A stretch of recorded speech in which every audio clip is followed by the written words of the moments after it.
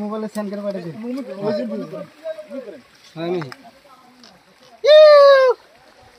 কেমন হয়েছে চালানে হাতে হাতে মোবাইলে বুঝলো নাকি এক্সক্লুসিভ দৃশ্য না ফার্স্ট আজকে না মাছ মারা দেখলাম উঠাই আনে ধরে তোলা করেন যাই দিব কিন্তু ওই যে ইয়ে ধরে খাবে আমি রোজ কত মত ধরবেন কাটা কাটা কি ওসরে খালি কাটা এটার জন্য কি কয় আয়